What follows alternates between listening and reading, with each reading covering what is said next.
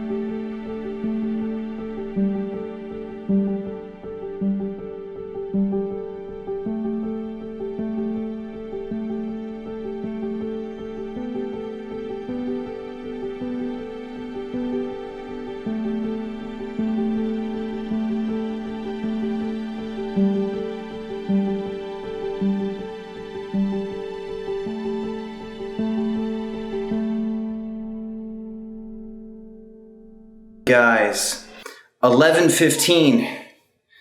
What does that make that? Can you see me? Wow. So tired. All right, I had to do that fast. So it was 8:57, essentially 9, and now it's 11:15. So pardon the audio quality. I'm not gonna use a mic just so that way we can do this clean.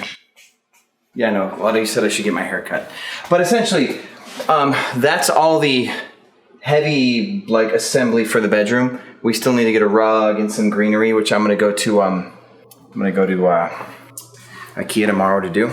And then as you saw here, this is the living room. We also are getting a rug and some extra greenery and stuff for the living room as well, because for some reason I ran out. I didn't order enough, but let me pull up a chair here.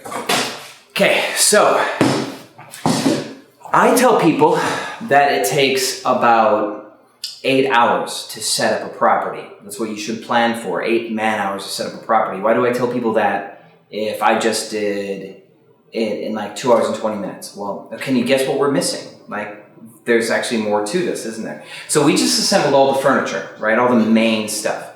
Now we also have to bring in a couple other knickknacks here, like the rugs and stuff. If you have that on hand, it's not really gonna take much longer to unpack a couple rugs. Give yourself 10 minutes.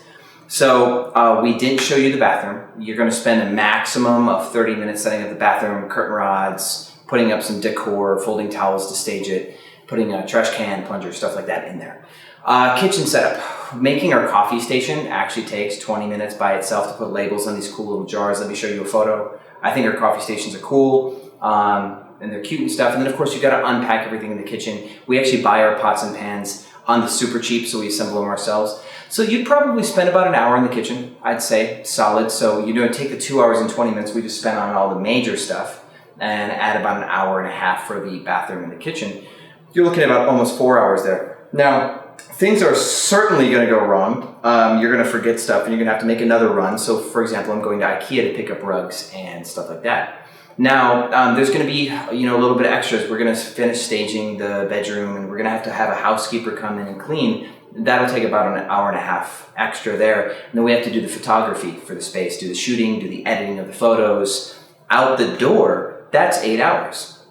Yeah, the whole thing, front to back. As long as you have all the products on hand, you can get through an entire one bedroom, fully furnished, fully staged, not missing anything, and be done in 8 hours. Now, you guys might be a little confused as to why my bedroom will, after we get another nightstand from IKEA and get some greenery and a rug in there, we're also going to have a decorative pillow and, of course, a duvet cover and 4 pillows instead of just 2, our usual. Why isn't there like a dresser, and why isn't there all this other stuff, and why don't I make a full bedroom?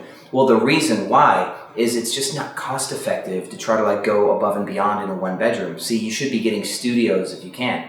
And so we picked up every studio in this building we could. We picked up every studio in another building that we could. And we take the one bedrooms because it's all that they have left, but they're still in our price point.